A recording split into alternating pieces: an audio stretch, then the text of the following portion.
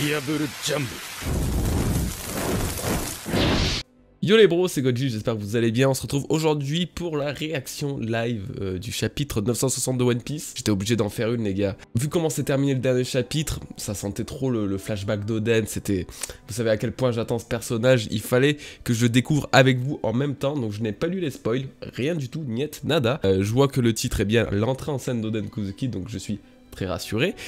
C'est bel et bien l'apparition du très grand padré de Diyori et de Momonosuke. Donc j'ai très hâte. Donc avant de commencer, parce que là j'oublie à chaque fois de vous le dire, mon code promo sur Pampling, donc vous pourrez acheter ce genre de t-shirt, a une amélioration jusqu'à fin novembre, c'est-à-dire que vous allez payer donc 20% moins cher, et puis à partir de 25 €, les frais de port seront offerts, donc voilà. Allez, commençons tout de suite, j'ai trop hâte. Comme d'habitude, merci à l'équipe de Scantrad pour leur traduction et leur efficacité. Alors, nous avons donc l'apparition de Gang Badge, comme d'habitude, sur Dressrosa, chasse à la femme à la recherche de Lola. Ok, donc là, il cherche, tout simplement. Apparemment, t'as tous les pirates de Capone derrière, parce que je vois Gotti. Donc, ah, il y a les statues de Lucci, de comment ça s'appelle, de Usopp et de Kyros derrière. Très stylé.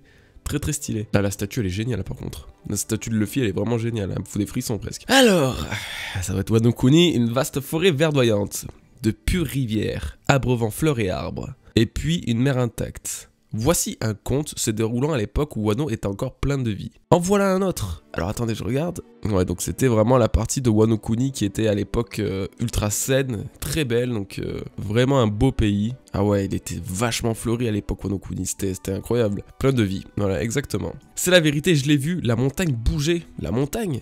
Ouais, et on s'est enfui jusqu'ici. Même qu'elle grondait. C'est peut-être l'œuvre du dieu de la montagne. Maison de thé, serveuse Tsurujuro. Ah, ok, c'est Tsuru, tout simplement. Donc c'est la femme de Kinemon actuellement. Ouais, elle a pris un petit coup de vieux quand même. C'était peut-être le dieu de la montagne, ouais. En tout cas, vous avez l'air bien heureux, tous les trois. Ah bon? Désolé, on peut rien te cacher au Tsuru. Donc là, il y a 3 nouveaux personnages qu'on ne connaît pas. Ben, du moins que là, il me semble pas connaître. Tu le répéteras pas, hein, Tsuru. Pour tout te dire, on a enfin pu attraper l'animal qui nous échappait. On l'a traqué pendant 1 an. Alors attendez, il y a une note. Il était au courant dans le Japon, pré-machine du siècle, d'avoir plusieurs noms au cours de sa vie, voire même en même temps, selon les circonstances, de la même façon que Kikunojo est appelé Okiku dans le présent. Tsurujo, pardon, Otsuru et Tsuru sont tous les 3 utilisés pour désigner la même personnage. Ouais, donc en gros, Tsurujo, c'est Otsuru, c'est bref, voilà, la même personne. D'accord, très bien, très intéressant. Très beau, ok. C'est très joli, Tsuru à l'époque. Regarde, oh, quel joli sanglier, il est tout blanc. Si on l'emmène en ville, on pourra en tirer un platine. Un platine, c'est suffisant pour se construire une belle maison. Donc là, ça doit être tout à fait lié à un mythe sans doute japonais, un conte japonais, obligé. Il paraît que le boss Kurokoma veut un sanglier blanc pour attirer les clients. Il y avait une récompense pour sa capture, mais personne n'a réussi à le trouver. En faire une mascotte, il ne vaut mieux pas. Les sangliers blancs sont envoyés par les dieux, sont des envoyés des dieux. Il est mignon, mais c'est juste une bête, un peu rare, voilà tout. Alors, croyance populaire, les animaux blancs seraient peut-être de bon augure et les sangliers blancs comme porteurs de bonne fortune. Eh, attendez un instant. Ah ouais, oula. Donc il a l'air d'avoir une sorte d'embrouille. On dirait... Ah mais c'est... Attendez. Là le type là, c'est Kinemon, on est d'accord? Ah c'est Kinemon, tu m'as encore volé quelques pièces, n'est-ce pas? Lol, Kinemon c'était un voleur à l'époque. Kinemon. Arrête Tsurujuro, tu me connais depuis qu'on est gosse, non? Un grand frère a besoin de fonds. Ah, grand frère. De qui? C'est parce que tout part dans les paris que tu n'as plus un rond. Tu penses que ta dette envers moi s'élève à combien au juste? La prochaine fois que tu taperas dans mes économies, je vendrai tes organes. Ah, déjà on sait que Kinemon il lui reste 2 trucs en moins. Ouais. Fallait pas voler une femme. Si tu ne me rends pas cet argent, alors repars à poil. Bon, merci pour l'enca, Otsuru. Je pose la monnaie là. Ouais, ok, donc c'était vraiment le gros bordel à l'époque avec les fourreaux rouges qui n'avaient donc pas de maître. Je pense que donc c'était une époque où Kinemon n'avait peut-être pas Oden. Bon, en tout cas, c'était intéressant de voir tous ces personnages. Je ne sais pas encore qui ils sont, mais ouais. Ah ouais, putain mais il était badass à l'époque Kinemon, il était un peu exhibitionniste mais tranquille. Tu crois vraiment que j'ai pas écouté votre petite conversation? Vous avez la langue bien pendue, un platine pour un sanglier, la chance a tourné. C'est comme si j'avais gagné à la loterie, tu vois. En fait ouais, c'était totalement un voleur Kinemon à l'époque. C'est pas pour rien qu'on l'appelait le renard. Si je file celui-là au boss Kurokoma, alors Kurokoma, donc c'est un nouveau personnage, ok. C'était donc éventuellement le patron de Kinemon avant Oden, enfin le patron, on se comprend, le maître. Aïe, filez-moi tout ce que vous avez sur vous, y compris vos bourses. Ok, bon c'était bien le bordel, mais très intéressante toute l'histoire, ouais, le sanglier est trop choupi quand même. Très intéressante l'histoire du sanglier envoyé par les dieux, etc. On va pas faire un lien avec les armes antiques, mais quand même, c'est cool. Il semblerait bien que Sir Oden n'ait aucun talent pour la navigation. Ah, ça me fait penser à quelqu'un. Hein, Luffy. C'est la 38e...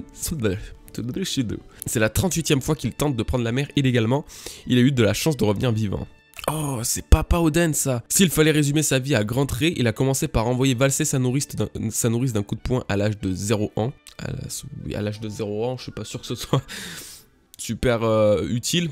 Mais ok, à sa naissance, il a envoyé valser sa nourrice, ok, d'un coup de poing. À 2 ans, il a montré une vitesse hors norme en attrapant 2 lapins en pleine course en même temps. Mais non, vas-y le mec, c'est un monstre. C'est un stromon, Oden. Il a terrassé un ours d'un lancer de rocher à 4 ans. Il s'est glissé dans le quartier des plaisirs à 6 ans et il a dilapidé l'or du château.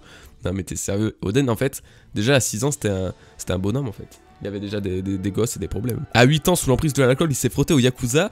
Il était déjà blacklisté à 9 ans et interdit de mettre les pieds dans les salles de Paris. Dire que c'était presque un modèle pour moi, putain. Ok, donc le père d'Oden, il est assez stylé. Étonnamment, il me fait beaucoup penser à Barbe Blanche. Étonnamment aussi à, comment il s'appelle, Daifuku et Oven comment ça s'appelle, des enfants de Big Mom. Il a la même barbichette, un peu la même, voilà. Il me fait penser à eux, j'espère quand même qu'il n'y a pas un lien et que Big Mom s'est pas tapé le père d'Oden. Ça serait un peu... Non mais what the fuck, le mec c'était un thug life à cette époque. Ah mais ouais, par contre je veux voir Oden là s'il vous plaît. De rage il a mis le feu à la salle la plus proche et s'est battu contre les Yakuza. Non mais à 9 ans mon gars.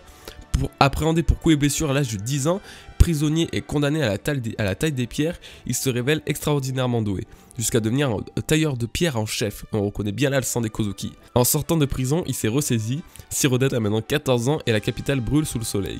Voyant les habitants qui souffrent des puits asséchés, il détourne le lit de la rivière pour apporter de l'eau à la capitale. Cela cause cependant de graves inondations et son arrestation est à nouveau ordonnée. Ah vas-y aussi, lâchez-lui un peu la grappe à Oden. Bon ok, il a fait des erreurs quand il était gamin, détournement de fonds, petit plaisir, petite luxure avec des éventuelles prostituées, mais bon, ça va, il était gamin encore, il avait le droit. Siroden remonte alors les canaux pour s'enfuir à l'étranger, mais il échoue. Oh là là, mais sans déconner, son père il est dépité le pauvre. Puis à l'âge de 15 ans, il menace les moines d'un temple de montagne pour s'y cacher. Ramenant des femmes de la capitale chaque nuit, il se bâtit un harem. Oh mon gars, c'était la débandade. Quel comportement démoniaque. Non mais là je comprends en fait son père. Mais je comprends totalement, parce que faut savoir que quand on nous avait introduit Oden et son père, donc Sukuyaki, on nous disait en gros que ouais, Sukuyaki était dégueulasse, il avait rejeté Oden et tout. Mais le mec, à 6 ans, il se tapait des prostituées. Enfin, à 15 ans, il avait déjà un harem dans un temple de moines. Ça n'a aucun sens. Laissez-moi cependant ajouter que toutes ces femmes étaient libres de leur mouvement. C'était encore pire. Donc là, il y a de la prostitution, il y a la pédophilie, mais elles sont dégueulasses. Mais leurs amants, parents, époux, n'en pouvant plus, se sont alliés contre lui. Et avec eux, de puissants samouraïs venus à leur renfort. Siroden les a accueillis à grands coups de lame, tout sourire. C'est l'événement connu sous le nom de la guerre du harem. C'est vraiment One Piece que je lis là. Qui s'est conclu par l'intervention de la famille de Yogoro, venue mettre fin aux hostilités. Le nombre de victimes de Siroden est... Bon, c'est pas la peine d'en dire plus. Très bien. Siroden a actuellement 18 ans et il continue à poser problème de façon régulière. Sans rien lui dire, donne-lui ça. Ah ouais, mais Oden, c'est totalement indie. C'est totalement indie. Mais les Kozuki sont des dits, c'est obligé. C'est autant des têtes brûlées, c'est autant des tarés. Ah oh, putain, sans déconner, j'aurais jamais cru qu'il soit comme ça. Par contre, j'aimerais bien le voir physiquement. Ça fait quand même 1 an et demi que je l'attends. Le laisse pas s'échapper cette fois-ci, il est parti par là. Ontora Kinemon. Et là, hey, attendez, je vous dis. Aujourd'hui, je suis sur le point de recevoir une très grosse somme. T'oses nous mentir, sale escroc? Non, c'est la vérité, vous verrez. Si vous me laissez me rendre à la demeure de la famille Kurokoma. Kinemon? Ah, le gamin qui nous a volé de l'argent? Quand nous l'aurons trouvé, écorchez-le et tuez-le. Ah ouais, Yogoro, à l'époque, il rigolait zéro. Toutefois, n'y allez pas en 1 contre 1 avec lui, il est plus fort que chacun d'entre vous. Vous plaisantez, on va l'attraper en rien de temps. Ok, il était stylé, Yogoro, à l'époque. On l'avait vu un petit peu, mais c'est vrai que là... Donc il a un emblème un peu façon Kozuki, mais c'est pas l'emblème des Kozuki, là. C'est encore indifférent. Mais ouais, très très beau. Tu as acheté la mauvaise marmite? La grande, c'est 60 pièces d'argent. C'est ça. Est-ce que vous me reprenez celle à 30 pièces d'argent que j'ai achetée tout à l'heure? Ouais, bien sûr. Alors, je vous ai déjà donné 30 pièces d'argent lorsque je vous ai acheté celle-ci.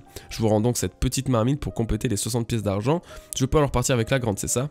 C'est ça. Reviens quand tu veux. Oh! Attendez. Hé hé, c'est Danjiro. On a le dernier fourreau rouge qui est apparu. C'est trop bien. C'est trop bien. Il a une tête, mais mec, c'est Scooper Gaban en fait. Il ressemble trop à Scooper Gaban le type. Ce gamin vient de l'escroquer de 30 pièces d'argent et ce vendeur qui ne voit rien. Denjiro, pourquoi est-ce que je me retrouve avec 30 pièces d'argent moi? Ah ouais, on dirait le premier de la classe Denjiro. Trop cool. Alors attendez, je crois qu'il y a Oden là, je suis pas sûr, je veux pas voir. Capitale des fleurs, crématorium, messieurs les samouraïs, faites quelque chose. Que se passe-t-il? Nous attendons que la crémation soit terminée pour aller recueillir tous ensemble les os de mon père. C'est génial. Mais quelle bonne ambiance aujourd'hui dans cette review. Mais regardez, il y a quelqu'un qui se sert des flammes pour cuisiner tranquillement un pot-au-feu. Ah bah ouais, on sait qui c'est. Un pot-au-feu. Oden-sama. Ah, il est là. Il est là, tranquille. Attendez. Ah, c'est vraiment bon ce machin-là. Ah, mais c'est bon, mais c'est chaud. C'est Oden Kozuki. Oh, mon gars, c'est glauque. Non, mais Oden, non, mais Oda, t'as fait quoi avec Oden? Il est en train de littéralement cuisiner un pot-au-feu sur des restes. Sur un cadavre, on comprend rien ce que tu dis, loin de toi de la dépouille de notre père, c'est une insulte à la mort de père. Mais ouais, t'étais super irrespectueux, Oden. Oh mon gars, qu'est-ce qui t'a pris? Oh, il est stylé, par contre, je suis pas déçu sur le physique, mais... Oh là, ce coinfre. Katsuzo, la prochaine fois qu'on boira ensemble, ce sera dans l'autre monde. Ouais, c'est peut-être un peu sa façon de faire le deuil, mais quand même. Elle est à plus. Désolé, hein, la petite famille. Désolé, c'est quelqu'un qui ne donne jamais d'explication. Je suis choqué. Vraiment, je suis choqué pour le coup. Donc, Oden, la famille Kozuki, apparemment, enfin, je sais pas si c'est Oden ou la famille Kozuki en général, mais ils avaient pas donc l'emblème du comment s'appelle, du phénix, de celui qu'on a actuellement, mais celui de la lune, donc inversé, comme celui donc des faux rouges actuellement. Incroyable, il est tellement classe, bien sûr, il a un succès fou auprès des femmes. Même auprès des gamines, c'est super glauque. Ça craint, retenez vos femmes et vos filles, c'est donc ça le style d'Oden. En fait, le mec, vu qu'il s'en fout de tout, il est en mode balèque, eh ben, ça plaît à tout le monde. Alors quoi, vous êtes encore venu m'arrêter? Ben oui, et même si tu essayes de nous soudoyer. Dis pas ce genre de choses toi-même, idiot. Mais plus important, que se passe-t-il là? Personne ne me fuit ici? L'incendie n'a pas l'air d'être dans le coin, alors pourquoi entendons-nous l'alarme depuis tout à l'heure? Eh, il est grand l'incendie? Ce qui est grand, c'est pas juste le feu. Attendez, mais je comprends pas tout là. Apparemment, donc il y a un incendie dans la capitale, ok. Eh, tu sais pas ça, Kinemon? Tu peux pas l'amener avec toi, celui-là. Quoi, ce sanglier blanc? S'il tombe en possession du boss Kurokoma, il va forcément s'en servir pour écraser le clan Yogoro. Qu'est-ce que tu veux dire par là, Denjiro? Mais enfin, où est-ce qu'on emmène ce petit sanglier? Son daron finira toujours par débouler. D'après les anciennes écritures, il s'agit d'un énorme sanglier blanc aussi grand qu'une montagne. C'est lui qu'on appelle le dieu de la montagne. Il y a plusieurs centaines d'années, il a détruit toute une province en une nuit. Je pensais que ce n'était qu'une vieille légende, mais maintenant que je le vois en vrai... Ah, très intéressant. C'est le dieu de la montagne. Le dieu de la montagne était donc réel. Il va nous dévorer, il y a déjà de nombreuses victimes. Quittez la capitale, fuyez. Et effectivement, il a l'air d'avoir un stremon de ouf. J'en étais sûr, il est vraiment venu. C'est une histoire intéressante que j'ai entendue là. Je sais pas qui vous êtes ni d'où vous venez, mais ce sanglier, passez-le moi. Oden Kozuki. Waouh, attendez, il a l'air d'avoir... Donc ça c'est très intéressant, le coup des espèces de monstres considérés comme des dieux. Je sais pas pourquoi ça me fait penser à Zunesha, un peu des choses qui sortent un peu de l'ordinaire. Dans l'une des histoires des mythologies japonaises, un énorme sanglier blanc est présenté comme l'une des formes prises par le dieu du mont Ibuki, dans la préfecture de Shiga. Ce serait l'une des inspirations pour le personnage d'Okotonuchi qui apparaît dans Princesse Mononoke. D'accord, très bien. Et donc c'est la fin. C'est la fin du chapitre. Ok, alors, très intéressante, il y avait beaucoup de blabla, c'était vraiment un truc, on va dire, en soi, c'était pas un chapitre forcément très intéressant en termes d'information, même s'il y a beaucoup de trucs à creuser, je pense, parce que justement, il y a tellement de choses à dire et à lire que forcément, il y a moyen de s'emmêler un petit peu les pinceaux, mais on va dire, il n'y a pas de grosses révélations en soi, mais c'est très cool d'en apprendre plus sur la véritable vie du Oden Kozuki. J'aurais vraiment pas cru que ce soit par contre la débandade à ce point-là. Et je suis choqué de ouf. Je sais pas pourquoi, mais je suis choqué de ouf de voir ça dans One Piece. J'aurais pas cru qu'Oda, en fait, il puisse créer un personnage qui s'en bat autant les couilles de la culture japonaise. Et bon, après, d'un côté, ça a son charme, hein, on peut le voir. Alors, ce qui est très cool, c'est quand même l'apparition de Denjiro. Denjiro qui, du coup, j'essaie de voir si c'est pas un personnage qu'on a pu voir actuellement. Bah, moi, perso, ce personnage, il me semble pas l'avoir déjà vu. Je vous ai dit, il me fait beaucoup penser à Scopper Gaban. Vraiment, avec ses lunettes, avec son espèce de queue. Donc, j'ose espérer que Scopper Gaban n'est quand même pas Denjiro. Parce que si c'est le cas, ça risque d'être un peu compliqué. Mais je dois avouer que pour l'instant, ça colle peut-être pas mal. Faut voir avec les dates et tout. On n'a pas encore l'âge de Scopper Gaban, il me semble. Mais ouais, il ressemble quand même drôlement. Et là, c'est pas une question pour vouloir le voir apparaître. Parce que moi, je le voyais pas du tout dans les fourreaux rouges. Je le voyais pas du tout en tant que samouraï de Wano Kuni. Mais voilà, ça expliquerait donc beaucoup de choses. Beaucoup de choses. Donc voilà, je pense qu'on est sur une bonne petune voie.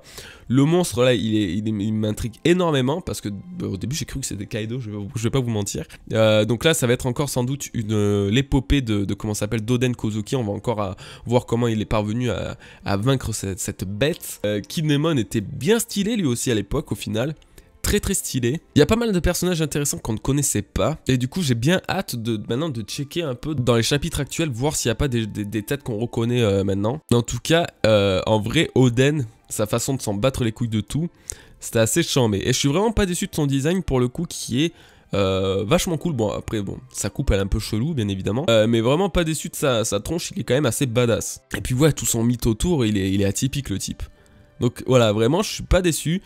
Denjiro, j'ai vraiment hâte d'en savoir un peu plus, d'analyser un petit peu son cas entre guillemets. On peut voir très facilement que donc les fourreaux rouges à l'époque c'était vraiment des teignes. Mais c'est marrant de voir à quel point Oden a pu faire quelque chose de bien pour ces gens et pour le peuple, alors que à l'époque il était vraiment ce qu'il est là en fait, c'est un gros malade mental.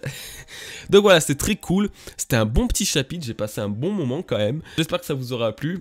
Je pense qu'on va revenir là-dessus dans le week-end, du coup je vais vous préparer une petite review un peu tranquille, et puis voilà, c'était un plaisir, merci les bros d'avoir regardé cette vidéo. Si vous le souhaitez, vous pouvez vous abonner à la chaîne. Comme je vous l'ai dit, éventuellement, si vous voulez commander sur Pampling avec le code GODJRDP, vous allez avoir une bonne réduction. Et puis voilà, on se dit donc à ce week-end pour une petite review, et puis donc portez-vous bien. Peace les bros.